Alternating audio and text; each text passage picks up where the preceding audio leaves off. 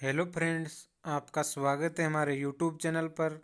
आज के वीडियो में हम बात करेंगे बीआरओ के व्हीकल मैकेनिक। हमारा टॉपिक चल रहा है ऑपरेशन ऑफ पेट्रोल और डीजल इंजन के। आज इसकी क्लास सेकंड होगी। इससे फर्स्ट क्लास है वो हमने पिछले वीडियो में कंप्लीट की थी। पिछली क्लास का लिंक वीडियो के डिस्क्रिप्शन में मिल जाएगा, वहाँ से भी आप जाके देख सकते हैं। ये क्लास है वो व्हीकल मैकेनिक पोस्ट के लिए अप्लाई किया उनके लिए इम्पोर्टेंट होने वाली है। तो आज का वीडियो शुरू करने से पहले आपसे एक छोटी सी रिक्वेस्ट है, अगर आप पहली बार हमारे चैनल पर आए चैनल को सब्सक्राइब करें और बेल आइकन को दबाएं, जिससे आने वाली नोटिफिकेशन आपको प्राप्त हो सके। आज हम उससे आगे का टॉपिक पढ़ेंगे। पिछले वीडियो में हमने पढ़ा था इंजन की कार्य प्रणाली के बारे में, इंजन का क्या कार्य होता है, इंजन के प्रकार के बारे में, इन सब बातों की चर्चा की थी। आज उससे आगे का हम पढ़ेंगे, जिसमें रहेगा हमारा कंप्रेशन इग्निशन डीजल इंजन। ये इंटरनल इंजन का प्रकार है। कंप्रेशन इग्निशन डीजल इंजन के बारे में हम पढ़ेंगे। 4 स्ट्रोक डीजल इंजन के बारे में टॉपिक में है हमारा ऑपरेशन ऑफ पेट्रोल और डीजल इंजन के बारे में। तो अभी हम पढ़ रहे हैं डीजल इंजन के बारे में। आने वाले दिनों में पेट्रोल इंजन के बारे में भी संपूर्ण चर्चा करने वाले हैं। सबसे पहले हम इसमें देखते हैं 4 स्ट्रोक डीजल इंजन में सेक्शन, कंप्रेशन, पावर तथा एग्जॉस्ट 4 स्ट्रोक होते हैं। तो सबसे इम्पोर्टेंट लाइन है ये हमारे लिए कि 4 स्ट्रोक डीजल इंजन में कितने स्ट्रोक होते हैं। तो याद रखना 4 स्ट्रोक होते हैं। चारों के नाम याद होना चाहिए, सेक्शन, कंप्रेशन, पावर और एग्जॉस्ट। आगे इनके बारे में विस्तार से भी पढ़ेंगे, लेकिन आपको याद होना चाहिए कि डीजल इंजन में कितने स्ट्रोक होते हैं। 4 स्ट्रोक डीजल इंजन में कितने स्ट्रोक होते हैं और उनके नाम क्या है। तो 4 स्ट्रोक होते हैं। पहला होता है इसमें सेक्शन, दूसरा कंप्रेशन, तीसरा पावर, चौथा एग्जॉस्ट। सीरियल वाइज हमें याद रखना आवश्यक है। अगला है ये डीजल साइकिल पर कार्य करता है। पावर स्ट्रोक के अंतर्गत कांस्टेंट प्रेशर पर पावर उत्पन्न होती है। इसे सेल्फ इग्निशन इंजन भी कहते हैं, क्योंकि इसमें स्पार्क आदि की आवश्यकता नहीं होती। हवा के उच्च कंप्रेशन से हाई टेम्परेचर उत्पन्न हो जाता है और इंजेक्टर द्वारा डीजल का स्प्रे होते ही सबते ही आग लग जाएगी। क्योंकि आग हवा के ज़्यादा कंप्रेस होने से लगती है, इसलिए इसे कंप्रेशन इग्निशन इंजन भी कहा जाता है। कहने का तात्पर्य यह है कि डीजल इंजन की कार्य प्रणाली की बात करें तो इस प्रकार का सिलेंडर होता है। इसमें हवा है वो इनलेट पोर्ट के माध्यम से यहाँ पे भरी जाती है। फिर पिस्टन है वो इसको कंप्रेस करता है, दबाता है, जिससे उच्च तापमान हो जाता है और फिर डीजल का स्प्रे करके इसको जलाया जाता है और शक्ति है वो प्राप्त की जाती है। आगे हम देखते हैं 4 स्ट्रोक डीजल इंजन की कार्य प्रणाली के बारे में। इसमें 4 स्ट्रोक होते हैं। सबसे पहले पढ़ेंगे हम सेक्शन स्ट्रोक के बारे में। सेक्शन स्ट्रोक क्या होता है। इस स्ट्रोक के आरंभ में ही इनलेट वाल्व खुल जाता है।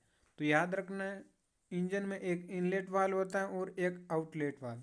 इनलेट वाल्व के माध्यम से हमेशा मिश्रण है वो सिलेंडर में जाता है और आउटलेट वाल्व के माध्यम से जली हुई गैस है वो बाहर निकलती है। आगे हम देखते हैं पिस्टन टीडीसी से बीडीसी की ओर चलता है। पिस्टन के चलने से सिलेंडर के अंदर निर्वात उत्पन्न होता है। निर्वात का अर्थ वैक्यूम उत्पन्न होती है और इनलेट मैनिफोल्ड से केवल हवा एयर फिल्टर से होती हुई पिस्टन के ऊपर सिलेंडर के अंदर भर जाती है, जब तक कि पिस्टन बीडीसी पर पहुंच जाता है और इनलेट वाल्व बंद हो जाता है। इस स्ट्रोक क्रैंकशाफ्ट का आधा चक्कर हो जाता है। वे कैमशाफ्ट का चौथाई चक्कर 90 डिग्री पूरा हो जाता है, जो आप चित्र 1 में दिखाया गया है। चित्र 1 की बात करें तो कुछ इस प्रकार से बताया गया है। ये इंजन का दृश्य बताया गया जिसमें एग्जॉस्ट वाल्व और इनलेट वाल्व। इनलेट वाल्व के माध्यम से हवा है वो इसके अंदर भर जाती है। फिर पिस्टन है इसको कंप्रेस करता है और स्पार्क डीजल की स्प्रे करके इसको जलाया जाता है और एग्जॉस्ट गैसें होती है वो बाहर निकल जाती है। ये क्रिया वो सेक्शन स्ट्रोक के समय होती है। सेक्शन स्ट्रोक में देख सकते हैं और क्रैंकशाफ्ट का किस प्रकार से घूर्णन होता है वो भी आप देख सकते हैं। अगला है हमारा compression stroke.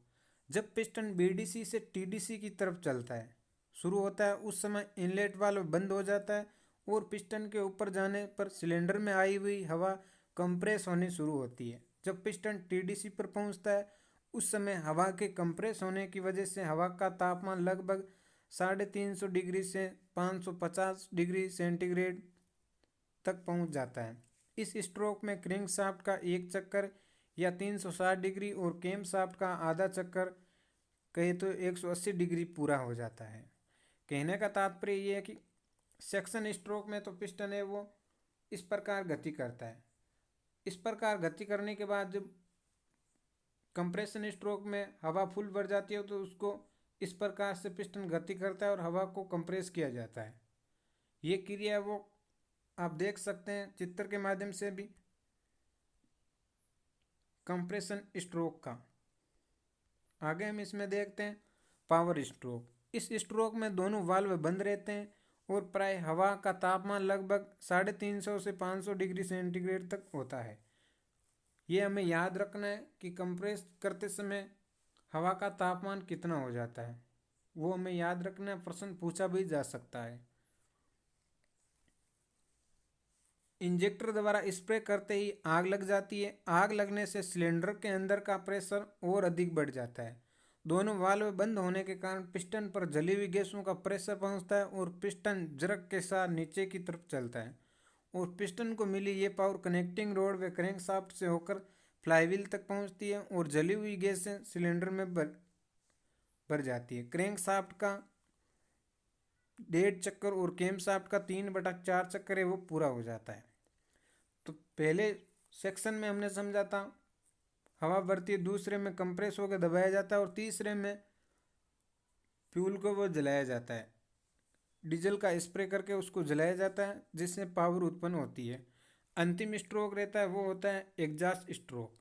Exhaust valve piston के वीडीसी पर पहुंचने से थोड़ा पहले पावर स्ट्रोक के अंत में ही खुल जाता है जिससे एग्जॉस्ट गैसों का दाब पिस्टन पर कम हो जाता है और पिस्टन जब बीडीसी से टीडीसी की ओर चलता है तो ये सब एग्जॉस्ट गैसों को एग्जॉस्ट वाल्व द्वारा बाहर निकाल दिया जाता है।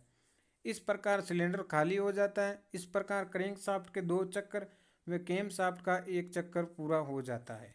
ये इंपॉर्टेंट लाइन है, याद रखना है। आगे हम इसमें देखते हैं। अब हम समझेंगे इन चारों स्ट्रोकों में पिस्टन की गति की दिशा कौन सी होती है। तो सबसे पहले हम समझें कि ये पिस्टन है, इसका ये टॉप डेड सेंटर है टीडीसी, और ये जो नीचे का होता है पिस्टन जहाँ तक नीचे आता है उसे बीडीसी कहा जाता है, bottom dead centre. Section stroke में पिस्टन है वो इस प्रकार गति करता है, टीडीसी से बीडीसी की ओर नीचे जाता है और यहाँ पे हवा का मिश्रण है वो भर जाता है। कंप्रेशन स्ट्रोक में वो बीडीसी से टीडीसी की ओर पिस्टन गति करता है और पावर स्ट्रोक में टीडीसी से बीडीसी की ओर गति करता है। एग्जॉस्ट स्ट्रोक में बीडीसी से टीडीसी की ओर गति करता है। तो ये हमें याद रहना चाहिए, पूछा जा सकता है पावर स्ट्रोक में पिस्टन की गति की दिशा किस प्रकार होती है, तो याद होना चाहिए टीडीसी से बीडीसी की ओर। आगे हम इसमें देखेंगे वाल्व टाइमिंग डायग्राम के बारे में। ये डायग्राम क्रैंकशाफ्ट के रोटेशन के साथ वाल्व की पोजीशन को बताता है कि वाल्व किस अवस्था में खुला है या बंद है। वाल्व लीड की बात करें तो वाल्व का टीडीसी या बीडीसी वाल्व टाइमिंग से पहले खुलना या ओपन होना वाल्व लीड कहा जाता है। ये परिभाषा है जो आपको याद रखनी है।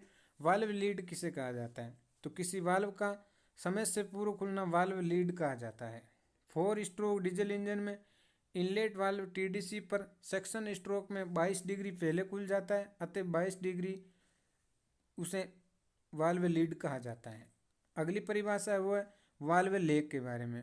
वाल्व का टीडीसी से बीडीसी पर वाल्व टाइमिंग के बाद खुलना वाल्व लेग कहलाता है। 4 स्ट्रोक डीजल इंजन में इनलेट वाल्व बीडीसी से 56 डिग्री बाद बंद होता है, अतः 56 डिग्री वाल्व लेग कहा जाता है।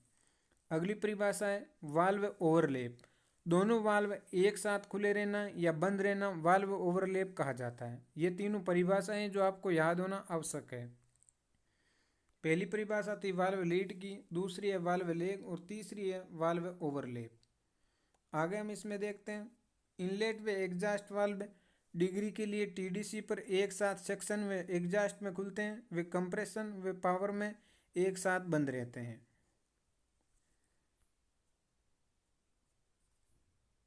आज का वीडियो आपको पढ़कर कैसा लगा कमेंट करके ज़रूर बताएं। और बीआरओ के स्टडी मटेरियल की बात करें तो इसकी स्पेशल आपको कहीं भी मार्केट में बुक नहीं मिलेंगी। जहाँ से भी आपको पढ़ने का स्टडी मटेरियल मिले वहाँ से आप पढ़ सकते हैं। किसी भी यूट्यूब चैनल से मिले वहाँ से भी आप प्राप्त कर सकते हैं, क्योंकि इसकी न तो कोई ऑनलाइन कोचिंग होती है न मार्केट में बुक आती है। तो जहाँ भी स्टडी मटेरियल मिले वहाँ से आप पढ़ के एग्ज़ाम को क्रैक कर सकते हैं।